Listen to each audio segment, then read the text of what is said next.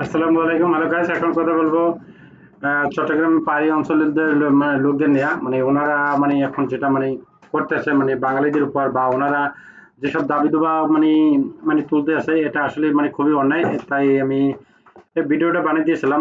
মানে ভিডিওটা বানিয়ে দিলাম না, মানে আসলে আমার ডিরেক্টকে আসলে লাড়া দিতে হচ্ছে বারবার, যে এটা নিয়ে তুমি ভিডিও বানাও। এই জন্য আমি সত্যি কথা এইসব বিষয় নিয়ে বা ভিডিও করা মন মানসিকতা আসলে আমার ছিল না, সত্যি কথা প্রথমে। কিন্তু তারা যেটা করতেছে অত্যধিক পরিমাণে বাড়াবাড়ি করতেছে। আর আসল তো দোষটা তাদের, যেহেতু আমি এইসব নিয়ে ভিডিও বানাই না এই জন্য আর কি। তারা যে অন্যায় করতেছে মনে মনে যদিও প্রতিবাদ করি, কিন্তু ভিডিও আকারে যে প্রতিবাদ করবো এই ধরনের ছিল, কিন্তু না করে আর পারলাম না। তারা কি করতেছে, তাদের একসময় আশ্বাস দিয়েছে আমরা বাঙালিরা, তারা কিন্তু কোনো মানে যুদ্ধ টুদ্ধ কিছুই করে নাই। আমরাই মানে যুদ্ধ করে আমাদের এই ভূখণ্ড বলি বা আমাদের বাংলাদেশ বলি, আমরাই কিন্তু যদিও আমরা না আর কি, আমাদের মুসলিমরা বা হিন্দুরা যারা আছে, অন্য ধর্মের লোক যারা আছে, তারা কিন্তু সবাই মিলে যুদ্ধ করছে। ঠিক আছে, যুদ্ধ করার পরে এই বাংলাদেশ স্বাধীন হয়েছে। পূর্ব পাকিস্তান এবং পশ্চিম পাকিস্তানের সাথে যুদ্ধ করার পরে এই বাংলাদেশ হয়েছে। তার ৭-৮ বছর পরে তারা মানে অন্যান্য দেশ থেকে আসে আর কি। মানে আসার পরে তারা মানে কোথায় থাকবে না থাকবে, তারা জায়গা পাইতেছিল না। পরে আমাদের দেশের লোকেরাই ওনাদের বলছে যে ঠিক আছে, আপনারা যেহেতু আসছেন, বা আপনাদের যেহেতু থাকার জায়গা নেই, আপনারা পাহাড়ে থাকেন, ওখানে ওখানে থাকেন, ওখানে একটা বাসা করে থাকেন। পরে কি করতো মানে পাহাড়ি, এখন যারা চট্টগ্রাম যারা পাহাড়ি অঞ্চলে, ওনারা কিন্তু এই জন্য ওনাদের কিন্তু পাহাড়ি বলা হয়। ঠিক আছে, ওনাদের থাকতে দেওয়ার পরে ওনার পাহাড়ে থাকতো, পাহাড়ে বা ছোট এই ঝুপড়ির মতো মানে বাসা। ওই ওই ওই সময় তাদের এই সামর্থ্য অনুযায়ী আমি কি আমাদের বাঙালিরা যারা আছে যাদের তারাও কিন্তু তাদের সহযোগিতা করতো। তো কেউ কিছু টাকা পয়সা দিত, কেউ কম্বল টম্বল দিত, মানে যেটা ত্রাণ বলি, হ্যাঁ, ওই রকম ওনাদের কিছু সহযোগিতা করা হইতো। পরে ওনারা থাকতো। থাকার পরে এখন তো তাদের বংশ বিস্তার মোটামুটি ভালোই হয়েছে, তারাও জনগোষ্ঠীতে মোটামুটি ভালো হয়েছে। অনেক আগের থেকে সংখ্যা এখন বেশি, যেহেতু তাদের বাচ্চা কাচ্চা হয়েছে না, এখন তারাও বড় হয়েছে, তাদের নাতিপুতিও হয়েছে। ঠিক আছে, এখন তারা দাবি করতে আছে আমাদের মানে বাংলাদেশ থেকে আমাদের এই পাহাড়ি অঞ্চলটাকে মানে একদম তাদের আয়ত্তে নিতে চায়। তারা বলতেছে যে এটা আমাদের নামে করে দেওয়া লাগবে। আরে ভাই, এটা তোমাদের নামে কেন করে দেবে? এটা কি তোমার দেশ? এটা যদি তোমার দেশ হইতো তাহলে তো তুমি আমার কাছে চাইতে না। এখানেই তো তোমরা ধরা যে তোমার দেশ যদি হইতো তাহলে তো তোমরা আমাদের দেশের সরকারকে বলতা না যে এটা আমাদের নামে রেজিস্ট্রেশন করে দেওয়া হোক। এখানেই তো তোমরা ধরা। আর যদি এটা তোমার হইতো, এটা যদি তোমার পৈতৃক সম্পত্তি হইতো, বা তোমার বাবার সম্পত্তি হইতো, তোমার দাদা সম্পত্তি হইতো, তাহলে তো তোমরা এটা বলতা না। কারণ তোমরা তাইলে ওই জমির খাস মালিক মালিক থাকতা। সেখানে তোমাদের এখানে জায়গা দিয়েছে, থাকার জন্য জায়গা দিয়েছে, তোমাদের উপকার করছি আমরা। আর তোমরা এখন কি করছো? তোমরা আমাদের মনে গাড়ির উপরে চড়ে বা মাথার উপরে চড়ে তোমরা মনে করো যে নাচতে আসো, এবং কি দাবি করতে আসো যে মানে এটা এটা তোমাদের জায়গা, তোমাদের আয়ত্ত করে দেওয়া লাগবে। এখানে কোনো আর্মি বা কোনো বিডিএ টিডিএ কেউ থাকতে পারবে না। কেন? এটা কি তোমাদের জায়গা? তোমাদের দয়া করে থাকতে দিচ্ছি, তোমাদের আর আল্লাহর কাছে শুকরিয়া করা উচিত, আমাদের কাছে কৃতজ্ঞ থাকা উচিত তোমাদের। ঠিক আছে, তা না হলে তোমরা কোথায় যেতে? তা না হলে তোমরা হয়তো বানের দলে ভাইসে যেতা, আনালে যেটা থেকে লড়ান খেয়ে আসছো আবার সেটাই যেতা, মায়ানমার যাইতা বা অন্য কোনো কান্ট্রিতে যাইতা। সেখানে আমার দেশে থেকে আমার দেশে আশ্রয় নিয়ে আবার আমার উপরে ছুরি চালাও। আমার দেশের সেনাবাহিনীকে তোমরা হত্যা করো। আমি আমাদের বাংলাদেশের সরকারকে বলবো, ভারত চট্টগ্রামে যারা পাহাড়ি অঞ্চলে যারা যতগুলো লোক আছে, সবাইকে আইনে তাদের জন্য মানে কঠিন বিচার করে। তা না হলে তাদেরকে ই করে দেওয়া হোক, মানে দেশ থেকে তাড়াই দেওয়া হোক। রোহিঙ্গাদেরও দেশ থেকে তাড়াই দেওয়া হোক। একসময় তারাও কি করবে, কক্সবাজারকে তারা দাবি করবে 10 বছর গেলে বা 20 বছর 50 বছর গেলে, তখন আবার গিয়ে তারা দাবি করবে যে এই কক্সবাজার আমাদের। ঠিক আছে, এই পাহাড়ি অঞ্চলে মানুষের মতো তারাও দাবি করবে যে এই রোহিঙ্গারাও দাবি করবে এটা আমাদের। আমি বলবো যে এই রোহিঙ্গাদের এবং কি পাহাড়ি অঞ্চলে যারা উপজাতি আছে তাদেরকে, এই দুইটা দলকে বাংলাদেশ থেকে বের করে দেওয়া হোক। তারা যে দেশে মনে হচ্ছে সে দেশে যাক, তারা যে দেশ থেকে আসছে সেই দেশে চলে যাক, আমাদের কোনো আপত্তি নেই।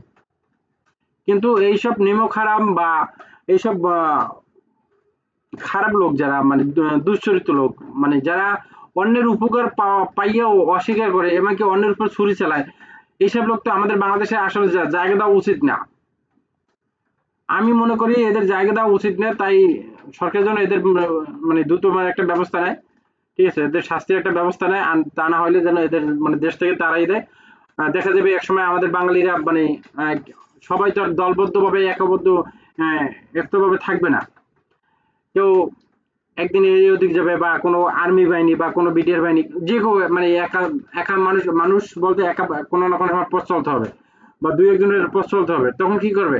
তখন তারা তাদের মনের মধ্যে ক্ষোভ থাকবে, তারা কি করবে? তারা অ্যাটাক করবে, অ্যাটাক করে একদম মারিয়ে ফেলাবে জায়গায়। যেখানে সেনাবাহিনী কি ছাড় দিলে তারা, সেখানে তো সাধারণ মানুষ যখন চলাচল করবে, তাদের তাদের উপর তো কি পরিমাণ হামলা হইবে সেটা তো আপনারা মানে উম, অবশ্যই বুঝতে পারতেছেন। তাই এদের জন্য দ্রুত ব্যবস্থা নেয় সরকার এদের প্রতি, রোহিঙ্গা এবং কি উপজাতি যারা আছে পাহাড়ি অঞ্চলের, ঠিক আছে, এদের উপর যেন খুবই দ্রুত যেন একটা ব্যবস্থা নেয়। আমি এই অরাজকতা আমাদের বাংলাদেশে চাই না, এইসব নোংরা মন মানসিকতার মানুষ আমরা চাই না। ওনারা যদি থাকতে হয় চোরের মতো থাকবে, ঠিক আছে, একদম চোরের মতো বলতে একদম ভালো ভালো চোর যেমন ধরা পড়লে একদম বদ্ধ হয়ে যায়, বুঝে যেন কিছু মানে একদম অসহায়, ওই রকমই ওদের থাকতে হবে। তা না হলে এই দেশ থেকে ওরা ওদের তাড়াই দেওয়া হবে। আমার দেশে থেকে আমার দেশের ভাই বোনের মারবে কেন? ঠিক আছে, ওদের যদি আমরা মেরে ফেলি তাহলে আমাদের কিছু হবে না। কেন হবে না? কারণ ওরা আমাদের দেশে না, ওরা এক দেশ থেকে আমাদের দেশে আসছে কেন, বিশেষার আসছে কেন, এই জন্য ওদের যদি মাইরে ফেলে তাহলে আমাদের কিছু হবে না। কিন্তু আমরা মানুষ বা আমরা মুসলিম, আমাদের ধর্মে নাই যে মানুষকে অযথাভাবে খুন করো, কিন্তু ওরা যে পরিমাণ মানে অত্যাচার করতে আছে সেই হিসেবে ওদের খুন করা উচিত।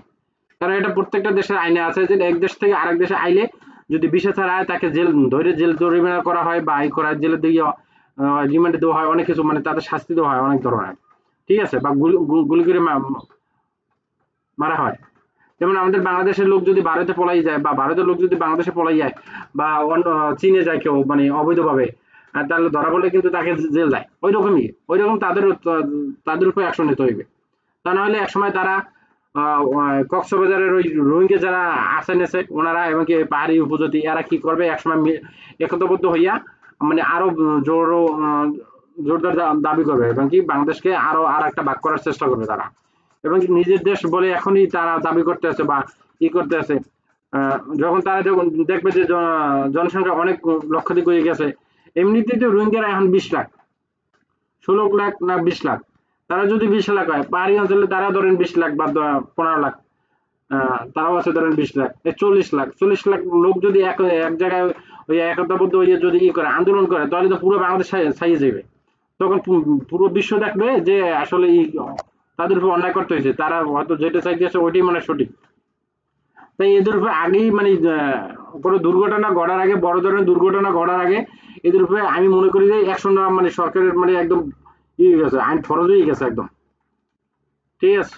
তা না হলে মানে অজগতা সৃষ্টি হইবে, এবং কি হাজার হাজার লক্ষ লক্ষ মানুষ কিন্তু মারা যাবে, তারাও মারা যাবে। আহ আমাদের মধ্যে যারা ওই আশেপাশে যারা লোক থাকবে বা যারা ওই ওনাদের সাথে মোকাবিলা করবে তারাও মারা যাবে, ঠিক আছে। এদের এদের কোনো ছাড় দেওয়া হবে না। আজ বন্ধুরা এই পর্যন্ত। আপনাদের যদি ভিডিওটা ভালো লাগে তাহলে আপনারা ভিডিওটা বেশি বেশি শেয়ার করেন, এবং কি বাংলাদেশকে এইসব মানে অসভ্য লোকদের হাত থেকে রক্ষা করুন, এবং কি ভিডিওটা বেশি বেশি শেয়ার করে দেন, লাইক কমেন্ট করেন, ঠিক আছে। এটা নিয়ে আপনারা প্রতিবাদ করেন, ফেসবুকে মানে স্ট্যাটাস দেন, মানে এটা নিয়ে।